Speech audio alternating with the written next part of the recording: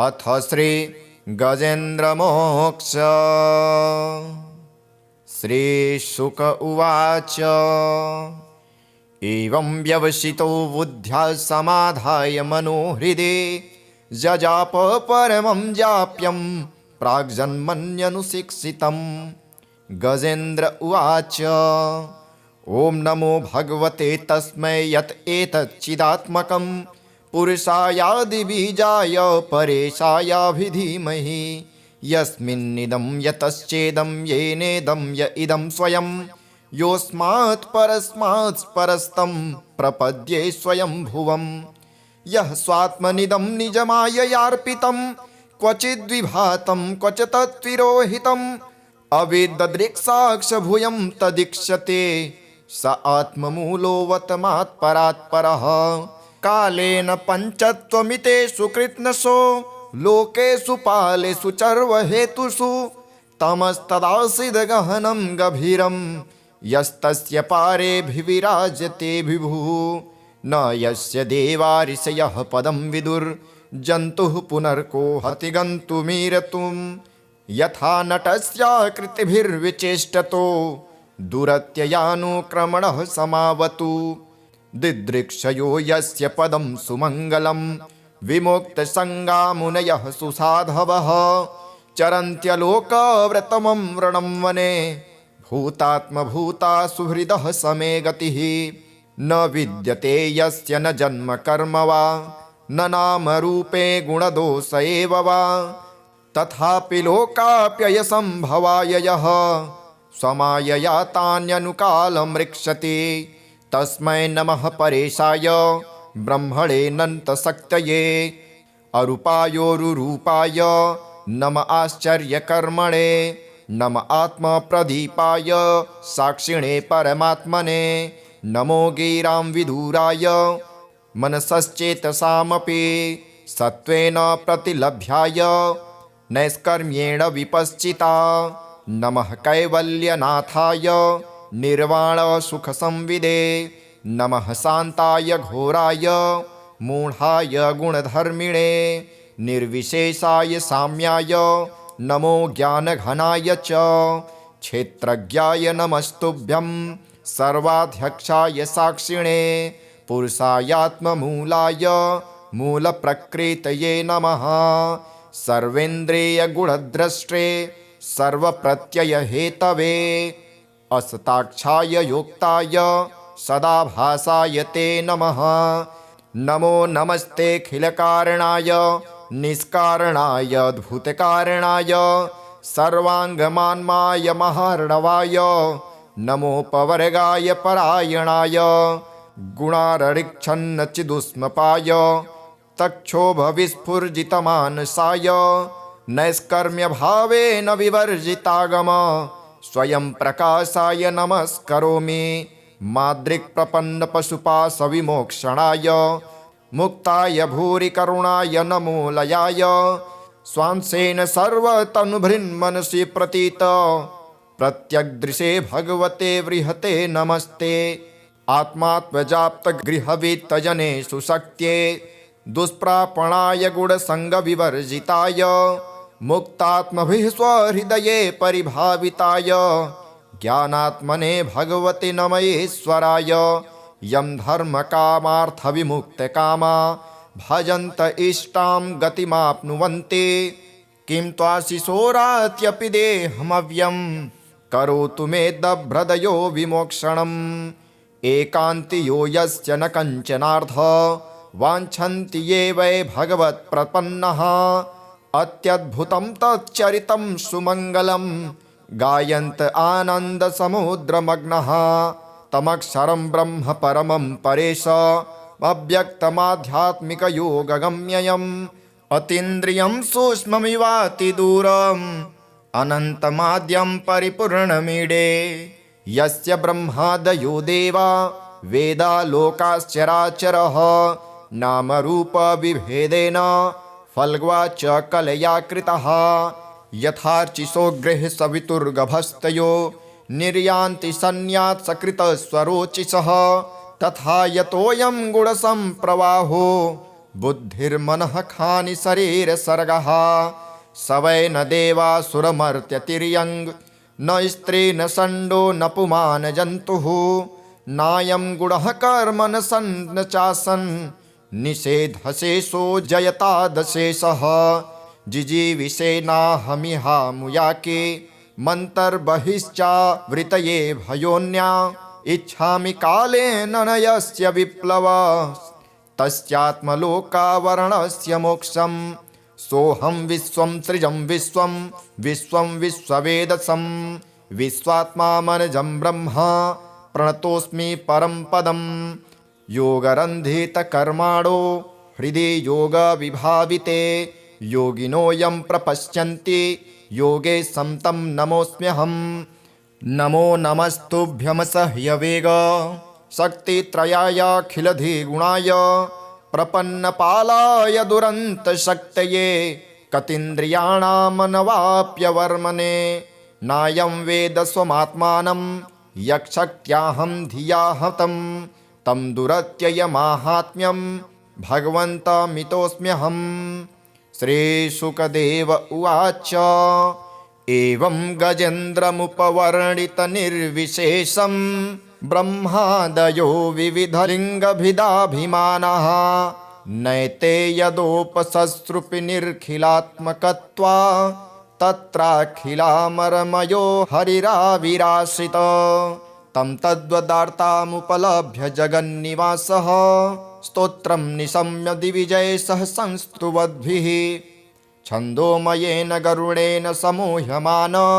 चक्रायुधोऽव्यगमदासु यतो गजेन्द्रः सोऽन्तस्य रस्य रुबलेन गृहीत आर्तो दृष्ट्वा गरुन्मतिहरिं ख उपात चक्रम् उच्छिप्य साम्बुजकरं गिरिमाह कृच्छा नारायणाखिलगुरो भगवन्नमस्ते तं वीक्ष्य पीडितमजः सहसावतीर्य सग्राहमाशु सरसः कृपयो जहार ग्राह्यादविपाटितमुखादरिडा गजेन्द्रं सम्पश्यतां हरिर्मुमुच दुस्त्रियाणाम् इति श्री गजेन्द्रमोक्षस्तोत्रम्। अथ श्री विष्णुरक्षास्तोत्रम्। अथवा केशवाद्यस्तु रक्षां कुर्यात् प्रयत्नतः केशवः पातु पादौ मे जङ्घे नारायणोऽवतु माधवो मे कटिं पातु गोविन्दो गुह्यमेव च नाभिं विष्णुश्च मे पातु जठरं मधुसूदनः उरु त्रिविक्रमः पातु हृदयं पातु मे नरः श्रीधरः पातु कण्ठं च ऋषिकेशो मुखं मम पद्मनाभः स्तनौ पातु शीर्षं दामोदरोऽवतु एवं विन्यस्य चाङ्गेषु जपकाले तु साधकः निर्भयो जायते भूत वेतालग्रहराक्षसात् पुनर्न्यसेत् प्रयत्नेन ध्यानं कुर्वन् समाहितः पुरस्तात् केशवः पातु चक्रे जाम्बूनदप्रभः पश्चान्नारायणः शङ्खे नीलजीमुतसन्निभः ऊर्ध्वन्मिन्दीवरश्यामो माधवस्तु गदाधरः गोविन्दो दक्षिणे पार्श्वे धन्वी चन्द्रप्रभो महान् उत्तरे हलधृग्विष्णुः पद्मकिञ्जलकल्मषन्निभः आग्नेयामरविन्दाक्षो मुसले मधुसूदनः त्रिविक्रमः खड्गपाणिर्नैऋत्यां ज्वलनप्रभः वायव्यां माधवो वज्रे तरुणादित्यसन्निभः ईशान्यां पुण्डरीकाक्षः श्रीधरः पट्टिसायुधः विद्युत्प्रभो हृषीकेश ऊर्ध्वे पातु समुन्दरः अधश्च पद्मनाभो मे सहस्रांशु समप्रभः सर्वायुधः सर्वशक्तिः सर्वाद्यः सर्वतोमुखः इन्द्रगोपप्रभः पायात् पाशहस्तो पराजितः स बाह्याभ्यन्तरे देहमव्याद्यामोदरो हरिः एवं सर्वत्र निश्चिन्द्रं नाम द्वादशपञ्जरं प्रविष्टोऽहं न मे किञ्चित् द्वयमस्ति कदाचनः एवं रक्षाविधायाथ दुर्धर्षो जायते नरः सर्वेषु नृहरिर्मन्त्र वर्गेष्वेवं विधिर्मतः। अथ श्री गणनायकाष्टकम्। एकदन्तं महाकायं तप्तकाञ्चनसन्निभं लम्बोदरं विशालाक्षं वन्देऽहं गणनायकं मौञ्जीकृष्णाजिनधरं नागयज्ञोपवीतिनं बालेन्दुशुकलामौलिं वन्देऽहं गणनायकम् अम्बिकाहृदयानन्दं मातृभिः परिवेष्टितं भक्तप्रियं मदोन्मन्तं वन्देऽहं गणनायकं चित्ररत्नविचित्राङ्गं चित्रमालाविभूषितं चित्ररूपधरं देवं वन्देऽहं गणनायकं गजवक्त्रं सुरश्रेष्ठं कर्णचामरभूषितं पाशाङ्कुशधरं देवं वन्देऽहं गणनायकं मूषकोत्तममारुह्यं देवासुरमहाहवे योद्धुकामं महावीर्यं वन्देऽहं गणनायकं यक्षकिन्नरगन्धर्व सिद्धविद्याधरः सदा स्तूयमानं महाबाहुं वन्देऽहं गणनायकं सर्वविघ्नहरं देवं सर्वविघ्नविवर्जितं सर्वसिद्धिप्रदातारं वन्देऽहं गणनायकं गणाष्टकमिदं पुण्यं यः पठेत् सततं नरः सिद्ध्यन्ति सर्वकार्याणि विद्यावान् धनवान् भवेत्। इति श्री गणनायकाष्टकम्। अथ श्री गजेन्द्रमोक्ष। श्रीशुक उवाच एवं व्यवसितो बुद्ध्या समाधाय मनोहृदे जजाप परमं जाप्यं प्राग्जन्मन्यनुशिक्षितम्। गजेन्द्र उवाच ॐ नमो भगवते तस्मै यत् एतच्चिदात्मकं पुरुषायादिबीजाय परेशायाभिधीमहि यस्मिन्निदं यतश्चेदं येनेदं य इदं स्वयं योऽस्मात् परस्मात् परस्तं प्रपद्ये स्वयं भुवं यः स्वात्मनिदं निजमाययार्पितं क्वचिद्विभातं क्वच तत्विरोहितम् अविददृक्साक्षभूयं तदीक्षते स आत्ममूलोऽवतमात् परात्परः कालेन पञ्चत्वमितेषु कृत्स्नशो लोकेषु पालेषु चर्वहेतुषु तमस्तदासीद्गहनं गभीरं यस्तस्य पारेऽभिविराजते विभुः न यस्य देवा ऋषयः पदं विदुर्जन्तुः पुनर्को हति गन्तुमीरतुम् यथा नटस्याकृतिभिर्विचेष्टतो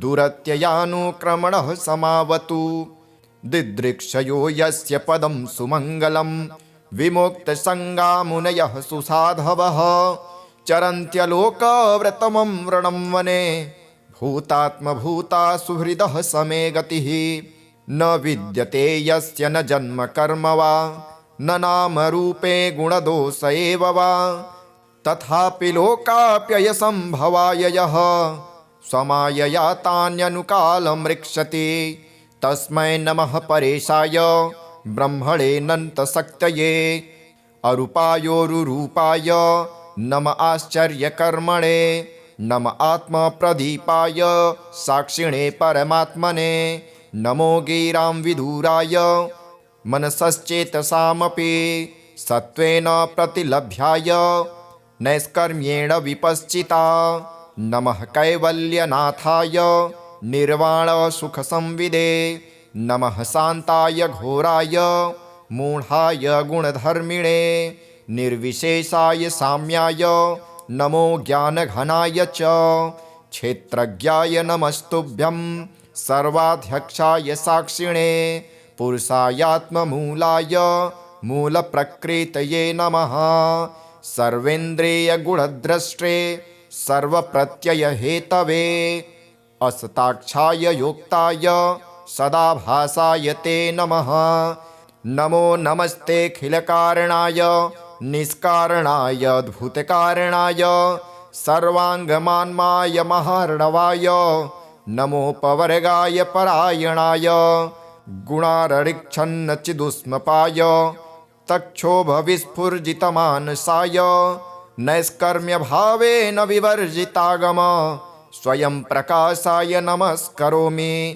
माद्रिक्प्रपन्नपशुपाशविमोक्षणाय मुक्ताय भूरि करुणाय नमो लयाय स्वांसेन सर्वतनुभृन्मनसि प्रतीत प्रत्यग्दृशे भगवते बृहते नमस्ते आत्मात्मजाप्तगृहवित्तजने सुशक्त्ये दुष्प्रापणाय गुणसङ्गविवर्जिताय मुक्तात्मभिः स्वहृदये परिभाविताय ज्ञानात्मने भगवते नमयेश्वराय यं धर्मकामार्थविमुक्तकामा भजन्त इष्टां गतिमाप्नुवन्ति किं त्वाशिशोरात्यपि देहमव्यं करोतु मे दभ्रदयो विमोक्षणम् एकान्ति यो यस्य न कञ्चनार्थ वाञ्छन्ति ये वै भगवत्प्रपन्नः अत्यद्भुतं तच्चरितं सुमङ्गलं गायन्त आनन्दसमुद्रमग्नः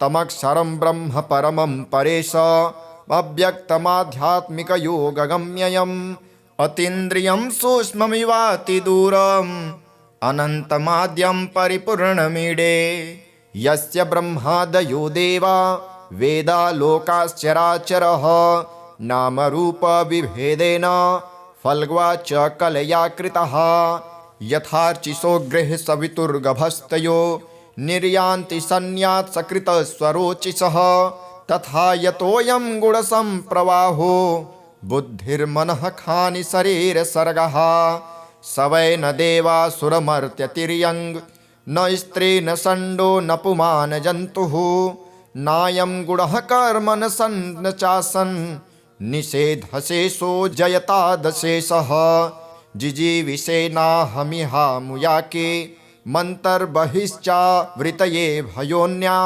इच्छामि कालेन न यस्य विप्लव तस्यात्मलोकावरणस्य मोक्षं सोऽहं विश्वं सृजं विश्वं विश्वं विश्ववेदसं विश्वात्मा मनजं ब्रह्म प्रणतोऽस्मि परं पदं योगरन्धितकर्माणो हृदि योगविभाविते योगिनोऽयं प्रपश्यन्ति योगे संतं नमोऽस्म्यहं नमो नमस्तुभ्यमसह्यवेग शक्तित्रयायाखिलधिगुणाय प्रपन्नपालाय दुरन्तशक्तये कतीन्द्रियाणामनवाप्यवर्मणे नायं वेद स्वमात्मानं यक्षक्त्याहं धिया हतं तं दुरत्ययमाहात्म्यं भगवन्तमितोऽस्म्यहम् श्रीशुकदेव उवाच एवं गजेन्द्रमुपवर्णितनिर्विशेषं ब्रह्मादयो विविधलिङ्गभिदाभिमानः नैते यदोपससृपि निर्खिलात्मकत्वा तत्राखिलामरमयो हरिराविराश्रित तं तद्वदार्तामुपलभ्य जगन्निवासः स्तोत्रं निशम्य दिविजयसः संस्तुवद्भिः छन्दोमयेन गरुडेन समूह्यमान चक्रायुधोऽव्यगमदासु यतो गजेन्द्रः सोऽन्तस्य रस्य रुबलेन गृहीत आर्तो दृष्ट्वा गरुन्मतिहरिं ख उपात चक्रम् उच्छिप्य साम्बुजकरं गिरिमाह कृच्छा नारायणाखिलगुरो भगवन्नमस्ते तं वीक्ष्य पीडितमजः सहसावतीर्य सग्राहमासु सरसः कृपयो जहार ग्राह्यादविपाटितमुखादरिडा गजेन्द्रं सम्पश्यतां हरिर्मुमुच दुस्त्रियाणाम् इति श्री गजेन्द्रमोक्षस्तोत्रम्। अथ श्री विष्णुरक्षास्तोत्रम्। अथवा केशवाद्यस्तु रक्षां कुर्यात् प्रयत्नतः। केशवः पातु पादौ मे जङ्घे नारायणोऽवतु। माधवो मे कटिं पातु गोविन्दो गुह्यमेव च। नाभिं विष्णुश्च मे पातु जठरं मधुसूदनः। उरु त्रिविक्रमः पातु हृदयं पातु मे नरः। श्रीधरः पातु कण्ठं च ऋषिकेशो मुखं मम। पद्मनाभः स्तनौ पातु शीर्षं दामोदरोऽवतु। एवं विन्यस्य चाङ्गेषु जपकाले तु साधकः निर्भयो जायते भूत वेतालग्रहराक्षसात्। पुनर्न्यसेत् प्रयत्नेन ध्यानं कुर्वन् समाहितः। पुरस्तात् केशवः पातु चक्रे जाम्बूनदप्रभः। पश्चान्नारायणः शङ्खे नीलजीमुतसन्निभः। ऊर्ध्वन्मिन्दीवरश्यामो माधवस्तु गदाधरः। गोविन्दो दक्षिणे पार्श्वे धन्वी चन्द्रप्रभो महान्। उत्तरे हलधृग्विष्णुः पद्मकिञ्जलकल्मषन्निभः। आग्नेयामरविन्दाक्षो मुसले मधुसूदनः। त्रिविक्रमः खड्गपाणिर्नैऋत्यां ज्वलनप्रभः। वायव्यां माधवो वज्रे तरुणादित्यसन्निभः। ईशान्यां पुण्डरीकाक्षः श्रीधरः पट्टिसायुधः। विद्युत्प्रभो हृषीकेश ऊर्ध्वे पातु समुन्दरः। अधश्च पद्मनाभो मे सहस्रांशु समप्रभः। सर्वायुधः सर्वशक्तिः सर्वाद्यः सर्वतोमुखः। इन्द्रगोपप्रभः पायात् पाशहस्तो पराजितः। स बाह्याभ्यन्तरे देहमव्याद्यामोदरो हरिः। एवं सर्वत्र निश्चिन्द्रं नाम द्वादशपञ्जरम्। प्रविष्टोऽहं न मे किञ्चित् द्वयमस्ति कदाचनः। एवं रक्षाविधायाथ दुर्धर्षो जायते नरः। सर्वेषु नृहरिर्मन्त्र वर्गेष्वेवं विधिर्मतः। अथ श्री गणनायकाष्टकम्। एकदन्तं महाकायं तप्तकाञ्चनसन्निभं लम्बोदरं विशालाक्षं वन्देऽहं गणनायकं। मौञ्जीकृष्णाजिनधरं नागयज्ञोपवीतिनं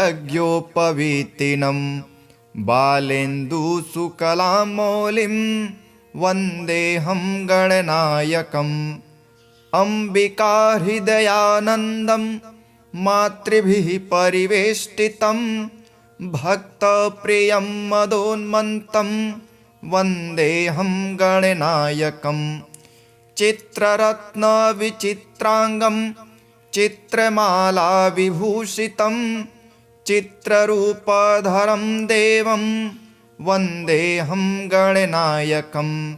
गजवक्त्रं सुरश्रेष्ठं कर्णचामरभूषितं पाशाङ्कुशधरं देवं वन्देऽहं गणनायकम्। मूषकोत्तममारुह्यं देवासुरमहाहवे योद्धुकामं महावीर्यं वन्देऽहं गणनायकम्। यक्षकिन्नरगन्धर्व सिद्धविद्याधरः सदा स्तूयमानं महाबाहुं वन्देऽहं गणनायकम्। सर्वविघ्नहरं देवं सर्वविघ्नविवर्जितं सर्वसिद्धिप्रदातारं वन्देऽहं गणनायकम्। गणाष्टकमिदं पुण्यं यः पठेत् सततं नरः सिद्ध्यन्ति सर्वकार्याणि विद्यावान् धनवान् भवेत्। इति श्री गणनायकाष्टकम्। अथ श्री गजेन्द्रमोक्ष। श्रीशुक उवाच।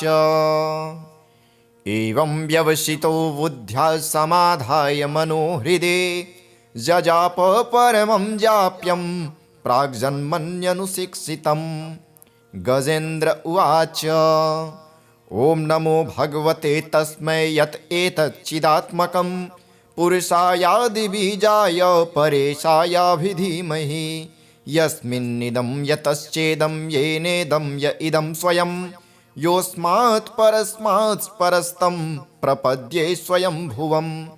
यः स्वात्मनिदं निजमाययार्पितं क्वचिद्विभातं क्वच तत्विरोहितम् अविददृक्साक्षभूयं तदीक्षते स आत्ममूलोऽवतमात् परात्परः। कालेन पञ्चत्वमितेषु कृत्स्नसो लोकेषु पालेषु चर्वहेतुषु तमस्तदासीद्गहनं गभीरं यस्तस्य पारेऽभिविराजते विभुः। न यस्य देवा ऋषयः पदं विदुर्जन्तुः पुनर्को हति गन्तुमीरतुम्। यथा नटस्याकृतिभिर्विचेष्टतो दुरत्ययानुक्रमणः समावतु। दिदृक्षयो यस्य पदं सुमङ्गलं विमुक्तसङ्गा मुनयः सुसाधवः चरन्त्यलोकव्रतमं व्रणं वने भूतात्मभूता सुहृदः समे गतिः। न विद्यते यस्य न जन्म कर्म वा न नाम रूपे गुणदोष एव वा तथापि लोकाप्ययसम्भवाय यः स्वमायया तान्यनुकालं रक्षति। तस्मै नमः परेशाय ब्रह्मणेऽनन्तशक्तये अरूपायोरुरूपाय नम आश्चर्यकर्मणे नम आत्मप्रदीपाय साक्षिणे परमात्मने नमो गिरां विदुराय मनसश्चेतसामपि सत्त्वेन प्रतिलभ्याय नैष्कर्म्येण विपश्चिता। नमः कैवल्यनाथाय निर्वाणसुखसंविदे नमः शान्ताय घोराय मूढाय गुणधर्मिणे निर्विशेषाय साम्याय नमो ज्ञानघनाय च क्षेत्रज्ञाय नमस्तुभ्यं सर्वाध्यक्षाय साक्षिणे पुरुषायात्ममूलाय मूलप्रकृतये नमः। सर्वेन्द्रियगुणद्रष्टे सर्वप्रत्ययहेतवे असताक्षाय योक्ताय सदाभासाय ते नमः। नमो नमस्तेऽखिलकारणाय निष्कारणाय अद्भुतकारणाय सर्वाङ्गमान्माय महार्णवाय नमोपवर्गाय परायणाय गुणाररिक्षन्नचिदुष्मपाय तक्षोभविस्फुर्जितमानसाय नैष्कर्म्यभावेन विवर्जितागम स्वयं प्रकाशाय नमस्करोमि। माद्रिक्प्रपन्नपशुपाशविमोक्षणाय मुक्ताय भूरि करुणाय नमो लयाय स्वांसेन सर्वतनुभृन्मनसि प्रतीत प्रत्यग्दृशे भगवते बृहते नमस्ते। आत्मात्मजाप्तगृहवित्तजनेषु शक्त्ये दुष्प्रापणाय गुणसङ्गविवर्जिताय मुक्तात्मभिः स्वहृदये परिभाविताय ज्ञानात्मने भगवते नमयेश्वराय यं धर्मकामार्थविमुक्तकामा भजन्त इष्टां गतिमाप्नुवन्ति किं त्वाशिशोरात्यपि देहमव्यं करोतु मे दभ्रदयो विमोक्षणम्।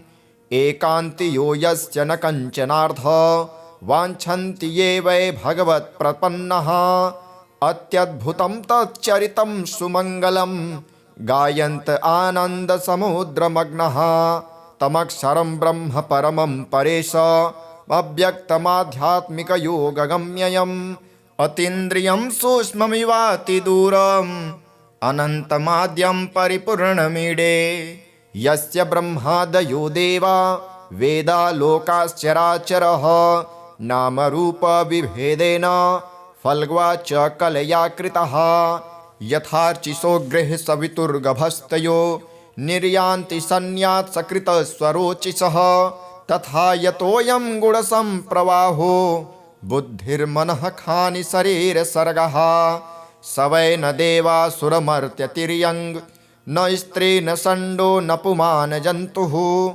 नायं गुणः कर्म न सन् न चासन् निषेधशेषो जयतादशेषः जिजीविषेनाहमिहामुयाके मन्तर्बहिश्चावृतये भयोन्या इच्छामि कालेन न यस्य विप्लव तस्यात्मलोकावरणस्य मोक्षं सोऽहं विश्वं सृजं विश्वं विश्वं विश्ववेदसं विश्वात्मा मनजं ब्रह्म प्रणतोऽस्मि परं पदं योगरन्धितकर्माणो हृदि योगविभाविते योगिनो यं प्रपश्यन्ति योगे तं नमोऽस्म्यहं नमो नमस्तुभ्यमसह्यवेग शक्तित्रयायाखिलधिगुणाय प्रपन्नपालाय दुरन्तशक्तये कतीन्द्रियाणामनवाप्यवर्मणे नायं वेद स्वमात्मानं यक्षक्त्याहं धिया हतं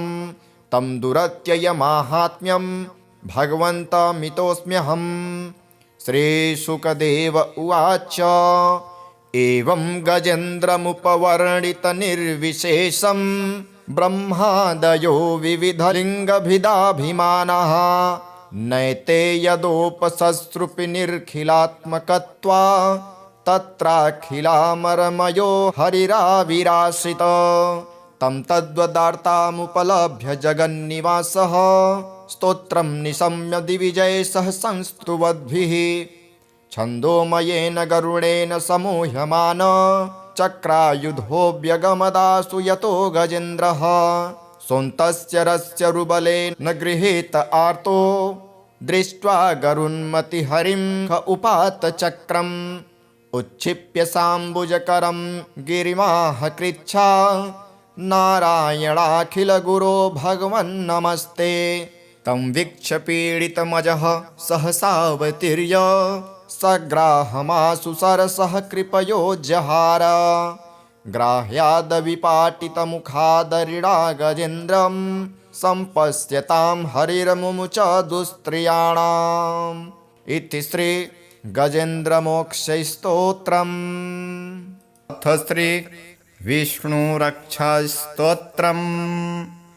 अथवा केशवाद्यस्तु रक्षां कुर्यात् प्रयत्नतः केशवः पातु पादौ मे जङ्घे नारायणोऽवतु माधवो मे कटिं पातु गोविन्दो गुह्यमेव च नाभिं विष्णुश्च मे पातु जठरं मधुसूदनः उरु त्रिविक्रमः पातु हृदयं पातु मे नरः श्रीधरः पातु कण्ठं च ऋषिकेशो मुखं मम पद्मनाभः स्तनौ पातु शीर्षं दामोदरोऽवतु एवं विन्यस्य चाङ्गेषु जपकाले तु साधकः निर्भयो जायते भूत वेतालग्रहराक्षसात् पुनर्न्यसेत् प्रयत्नेन ध्यानं कुर्वन् समाहितः पुरस्तात् केशवः पातु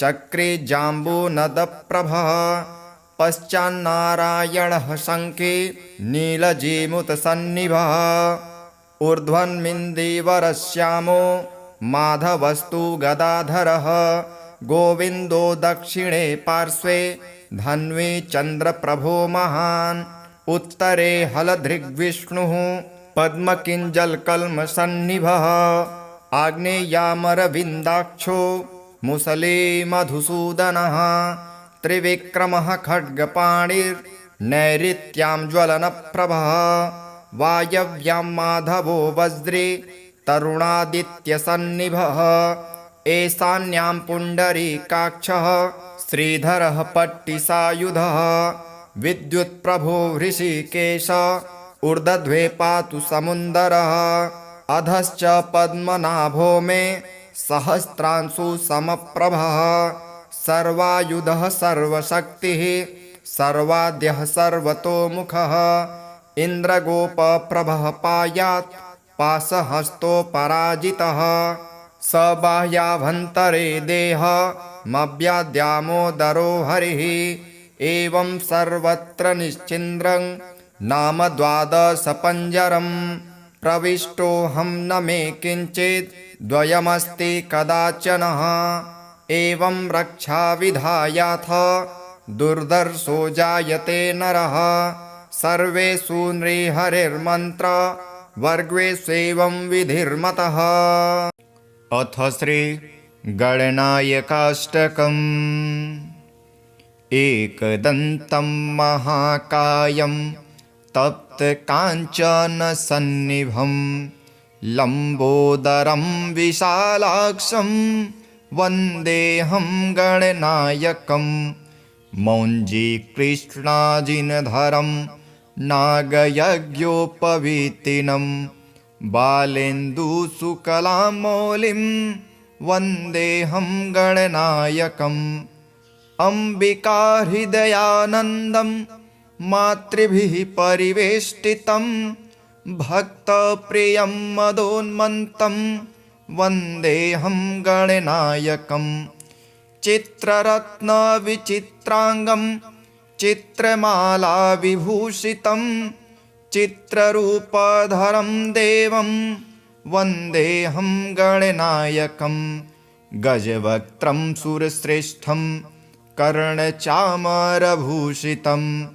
पाशाङ्कुशधरं देवं वन्देऽहं गणनायकं मूषकोत्तममारुह्यं देवासुरमहाहवे योद्धुकामं महावीर्यं वन्देऽहं गणनायकं यक्षकिन्नरगन्धर्व सिद्धविद्याधरः सदा स्तूयमानं महाबाहुं वन्देऽहं गणनायकं सर्वविघ्नहरं देवं सर्वविघ्नविवर्जितं सर्वसिद्धिप्रदातारं वन्देऽहं गणनायकं गणाष्टकमिदं पुण्यं यः पठेत् सततं नरः सिद्ध्यन्ति सर्वकार्याणि विद्यावान् धनवान् भवेत्।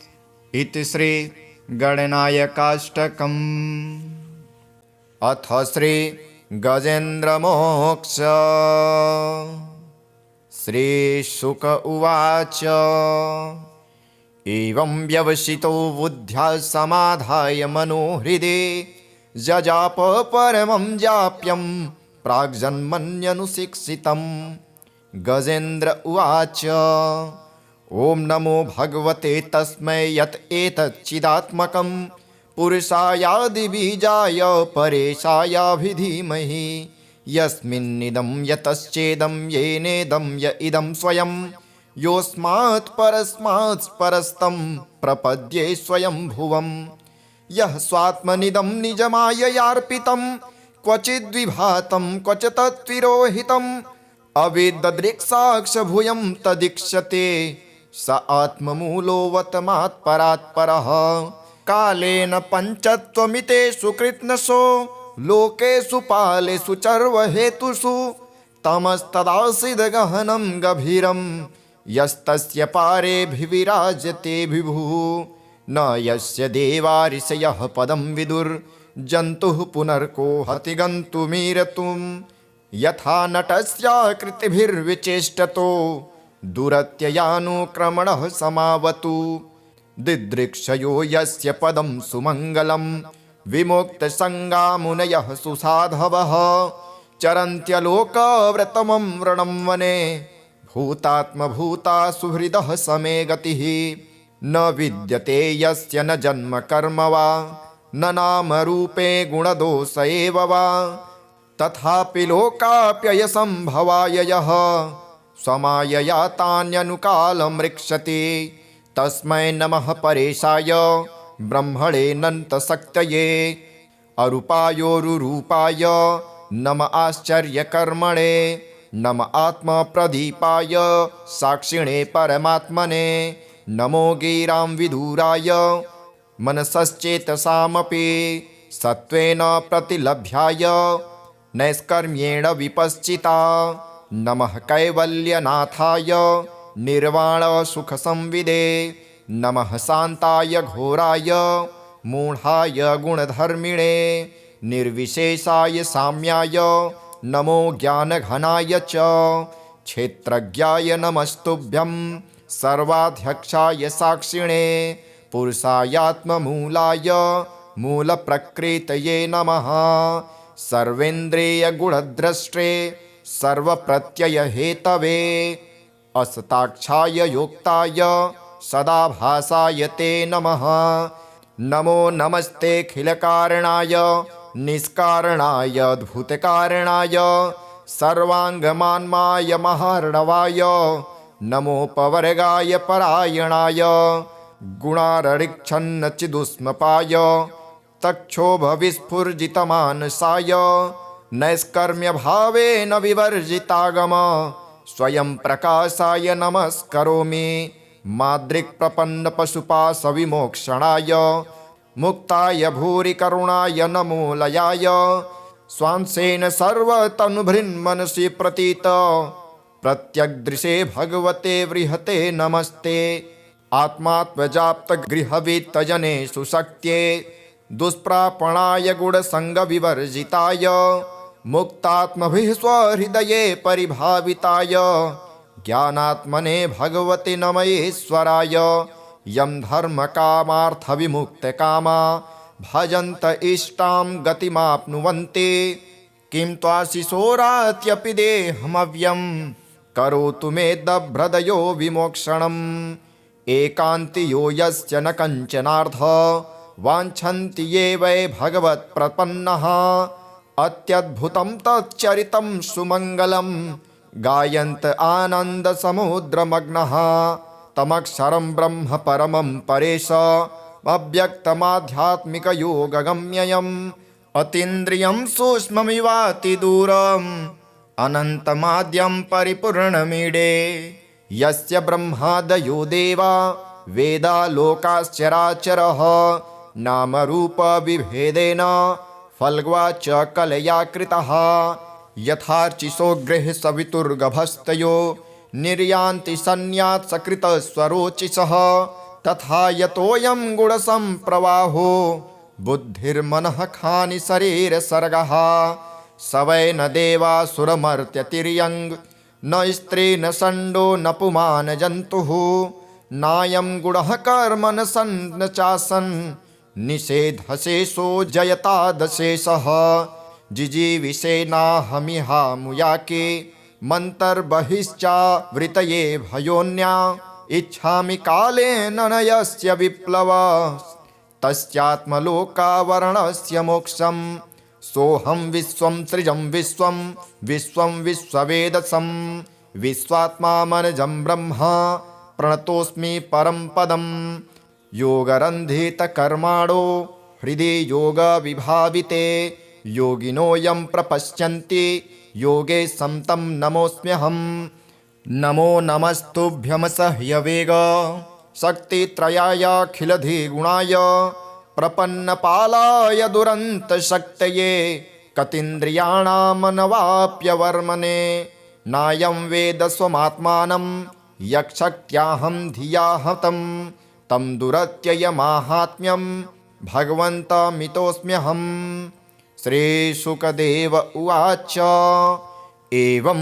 गजेन्द्रमुपवर्णितनिर्विशेषं ब्रह्मादयो विविधलिङ्गभिदाभिमानः नैते यदोपससृपि निर्खिलात्मकत्वा तत्राखिलामरमयो हरिराविराश्रित तं तद्वदार्तामुपलभ्य जगन्निवासः स्तोत्रं निशम्य दिविजयसः संस्तुवद्भिः छन्दोमयेन गरुडेन समूह्यमान चक्रायुधोऽव्यगमदासु यतो गजेन्द्रः सोऽन्तस्य रस्य रुबलेन गृहीत आर्तो दृष्ट्वा गरुन्मतिहरिं ख उपात चक्रम् उच्छिप्य साम्बुजकरं गिरिमाह कृच्छा नारायणाखिलगुरो भगवन्नमस्ते।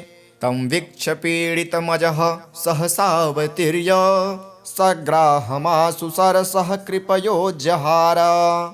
ग्राह्यादविपाटितमुखादरिडा गजेन्द्रं सम्पश्यतां हरिर्मुमुच दुस्त्रियाणाम्। इति श्री गजेन्द्रमोक्षस्तोत्रम्। अथ श्री विष्णुरक्षास्तोत्रम्। अथवा केशवाद्यस्तु रक्षां कुर्यात् प्रयत्नतः। केशवः पातु पादौ मे जङ्घे नारायणोऽवतु। माधवो मे कटिं पातु गोविन्दो गुह्यमेव च। नाभिं विष्णुश्च मे पातु जठरं मधुसूदनः। उरु त्रिविक्रमः पातु हृदयं पातु मे नरः। श्रीधरः पातु कण्ठं च ऋषिकेशो मुखं मम। पद्मनाभः स्तनौ पातु शीर्षं दामोदरोऽवतु। एवं विन्यस्य चाङ्गेषु जपकाले तु साधकः निर्भयो जायते भूत वेतालग्रहराक्षसात्। पुनर्न्यसेत् प्रयत्नेन ध्यानं कुर्वन् समाहितः। पुरस्तात् केशवः पातु चक्रे जाम्बूनदप्रभः। पश्चान्नारायणः शङ्खे नीलजीमुतसन्निभः। ऊर्ध्वन्मिन्दीवरश्यामो माधवस्तु गदाधरः। गोविन्दो दक्षिणे पार्श्वे धन्वी चन्द्रप्रभो महान्। उत्तरे हलधृग्विष्णुः पद्मकिञ्जलकल्मषन्निभः। आग्नेयामरविन्दाक्षो मुसले मधुसूदनः। त्रिविक्रमः खड्गपाणिर्नैऋत्यां ज्वलनप्रभः। वायव्यां माधवो वज्रे तरुणादित्यसन्निभः। ईशान्यां पुण्डरीकाक्षः श्रीधरः पट्टिसायुधः। विद्युत्प्रभो हृषीकेश ऊर्ध्वे पातु समुन्दरः। अधश्च पद्मनाभो मे सहस्रांशु समप्रभः। सर्वायुधः सर्वशक्तिः सर्वाद्यः सर्वतोमुखः। इन्द्रगोपप्रभः पायात् पाशहस्तोपराजितः। स बाह्याभ्यन्तरे देहमव्याद्यामोदरो हरिः। एवं सर्वत्र निश्चिन्द्रं नाम द्वादशपञ्जरम्। प्रविष्टोऽहं न मे किञ्चित् द्वयमस्ति कदाचनः। एवं रक्षाविधायाथ दुर्धर्षो जायते नरः। सर्वेषु नृहरिर्मन्त्र वर्गेष्वेवं विधिर्मतः। अथ श्री गणनायकाष्टकम्। एकदन्तं महाकायं तप्तकाञ्चनसन्निभं लम्बोदरं विशालाक्षं वन्देऽहं गणनायकं। मौञ्जीकृष्णाजिनधरं नागयज्ञोपवीतिनं बालेन्दुशुकलां मौलिं वन्देऽहं गणनायकम्। अम्बिकाहृदयानन्दं मातृभिः परिवेष्टितं भक्तप्रियं मदोन्मन्तं वन्देऽहं गणनायकम्।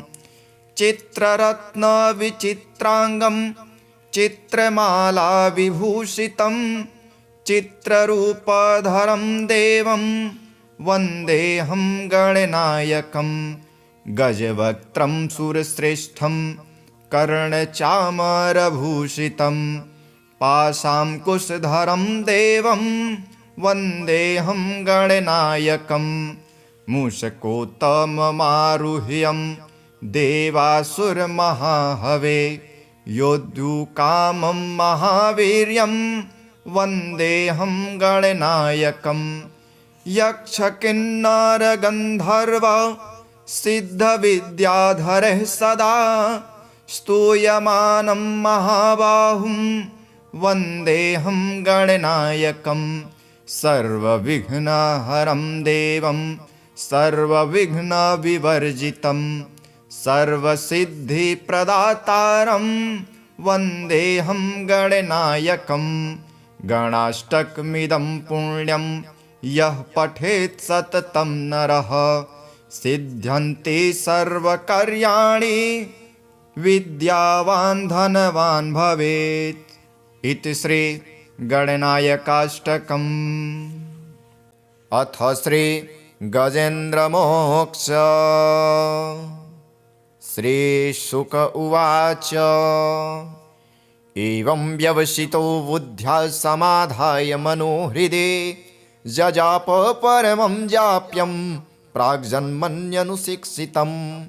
गजेन्द्र उवाच ॐ नमो भगवते तस्मै यत् एतच्चिदात्मकं पुरुषायादिबीजाय परेशायाभिधीमहि यस्मिन्निदं यतश्चेदं येनेदं य इदं स्वयं योऽस्मात् परस्मात् परस्तं प्रपद्ये स्वयं भुवं यः स्वात्मनिदं निजमाययार्पितं क्वचिद्विभातं क्वच तत्विरोहितम् अविददृक्साक्षभूयं तदीक्षते स आत्ममूलोऽवतमात् परात्परः कालेन पञ्चत्वमितेषु कृत्स्नसो लोकेषु पालेषु चर्वहेतुषु तमस्तदासीद्गहनं गभीरं यस्तस्य पारेऽभिविराजते विभुः न यस्य देवा ऋषयः पदं विदुर्जन्तुः पुनर्को हति गन्तुमीरतुम् यथा नटस्याकृतिभिर्विचेष्टतो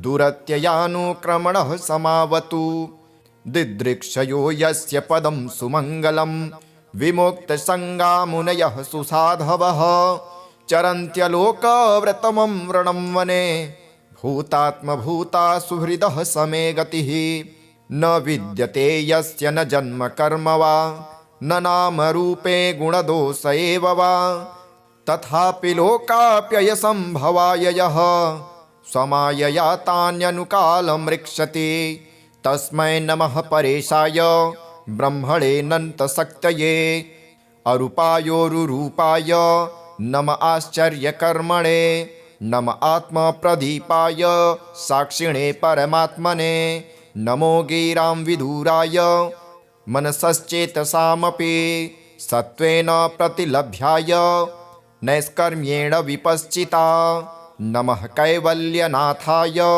निर्वाणसुखसंविदे नमः शान्ताय घोराय मूढाय गुणधर्मिणे निर्विशेषाय साम्याय नमो ज्ञानघनाय च क्षेत्रज्ञाय नमस्तुभ्यं सर्वाध्यक्षाय साक्षिणे पुरुषायात्ममूलाय मूलप्रकृतये नमः सर्वेन्द्रियगुणद्रष्टे सर्वप्रत्ययहेतवे असताक्षाय योक्ताय सदाभासाय ते नमः नमो नमस्तेऽखिलकारणाय निष्कारणाय अद्भुतकारणाय सर्वाङ्गमान्माय महार्णवाय नमोपवर्गाय परायणाय गुणाररिक्षन्नचिदुष्मपाय तक्षोभविस्फुर्जितमानसाय नैष्कर्म्यभावेन विवर्जितागम स्वयं प्रकाशाय नमस्करोमि माद्रिक्प्रपन्नपशुपाशविमोक्षणाय मुक्ताय भूरि करुणाय नमो लयाय स्वांसेन सर्वतनुभृन्मनसि प्रतीत प्रत्यग्दृशे भगवते बृहते नमस्ते आत्मात्मजाप्तगृहवित्तजनेषु शक्त्ये दुष्प्रापणाय गुणसङ्गविवर्जिताय मुक्तात्मभिः स्वहृदये परिभाविताय ज्ञानात्मने भगवते नमयेश्वराय यं धर्मकामार्थविमुक्तकामा भजन्त इष्टां गतिमाप्नुवन्ति किं त्वाशिशोरात्यपि देहमव्यं करोतु मे दभ्रदयो विमोक्षणम् एकान्तियो यस्य न कञ्चनार्थ वाञ्छन्ति ये वै भगवत्प्रपन्नः अत्यद्भुतं तच्चरितं सुमङ्गलं गायन्त आनन्दसमुद्रमग्नः तमक्षरं ब्रह्म परमं परेश अव्यक्तमाध्यात्मिकयोगगम्ययम् अतीन्द्रियं सूक्ष्ममिवातिदूरम् अनन्तमाद्यं परिपूर्णमीडे यस्य ब्रह्मादयो देवा वेदालोकाश्चराचरः नामरूपविभेदेन फल्ग्वाच कलया कृतः यथार्चिषो गृहसवितुर्गभस्तयो निर्यान्ति सन्न्यात्सकृतस्वरोचिषः तथा यतोऽयं गुणसम्प्रवाहो बुद्धिर्मनः खानि शरीरसर्गः स वै न देवासुरमर्त्यतिर्यङ् न स्त्री न षण्डो न पुमान् जन्तुः नायं गुणः कर्म न सन् न चासन् निषेधशेषो जयतादशेषः जिजीविषेनाहमिहामुयाके मन्तर्बहिश्चावृतये भयोन्या इच्छामि कालेन न यस्य विप्लवः तस्यात्मलोकावरणस्य मोक्षं सोऽहं विश्वं सृजं विश्वं विश्वं विश्ववेदसं विश्वात्मा मनजं ब्रह्म प्रणतोऽस्मि परं पदं योगरन्धितकर्माणो हृदि योगविभाविते योगिनो यं प्रपश्यन्ति योगे तं नमोऽस्म्यहं नमो नमस्तुभ्यमसह्यवेग शक्तित्रयायाखिलधिगुणाय प्रपन्नपालाय दुरन्तशक्तये कतीन्द्रियाणामनवाप्यवर्मणे नायं वेद स्वमात्मानं यक्षक्त्याहं धिया हतं तं दुरत्ययमाहात्म्यं भगवन्तमितोऽस्म्यहम् श्रीशुकदेव उवाच एवं गजेन्द्रमुपवर्णितनिर्विशेषं ब्रह्मादयो विविधलिङ्गभिदाभिमानः नैते यदोपससृपिनिर्खिलात्मकत्वा तत्राखिलामरमयो हरिराविराश्रित तं तद्वदार्तामुपलभ्य जगन्निवासः स्तोत्रं निशम्य दिविजयसः संस्तुवद्भिः छन्दोमयेन गरुडेन समूह्यमान चक्रायुधोऽव्यगमदासु यतो गजेन्द्रः सोऽन्तस्य रस्य रुबलेन गृहीत आर्तो दृष्ट्वा गरुन्मतिहरिं ख उपात चक्रम् उच्छिप्य साम्बुजकरं गिरिमाह कृच्छा नारायणाखिलगुरो भगवन्नमस्ते तं वीक्ष्य पीडितमजः सहसावतीर्य सग्राहमासु सरसः कृपयो जहार ग्राह्यादविपाटितमुखादरिडा गजेन्द्रं सम्पश्यतां हरिर्मुमुच दुस्त्रियाणाम् इति श्री गजेन्द्रमोक्षस्तोत्रम्। अथ श्री विष्णुरक्षास्तोत्रम्।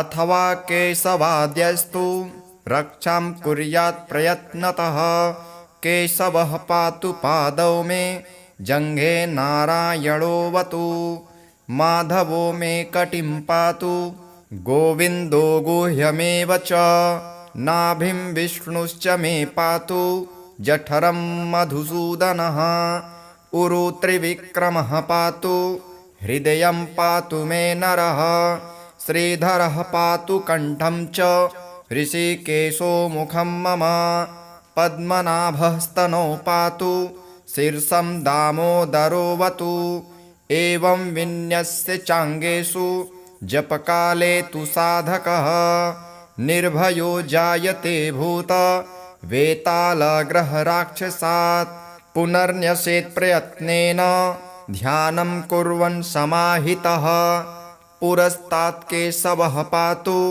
चक्रे जाम्बूनदप्रभः पश्चान्नारायणः शङ्खे नीलजीमुतसन्निभः ऊर्ध्वन्मिन्दीवरश्यामो माधवस्तु गदाधरः गोविन्दो दक्षिणे पार्श्वे धन्वी चन्द्रप्रभो महान् उत्तरे हलधृग्विष्णुः पद्मकिञ्जलकल्मषन्निभः आग्नेयामरविन्दाक्षो मुसले मधुसूदनः त्रिविक्रमः खड्गपाणिर्नैऋत्यां ज्वलनप्रभः वायव्यां माधवो वज्रे तरुणादित्यसन्निभः ईशान्यां पुण्डरीकाक्षः श्रीधरः पट्टिसायुधः विद्युत्प्रभो हृषीकेश ऊर्ध्वे पातु समुन्दरः अधश्च पद्मनाभो मे सहस्रांशु समप्रभः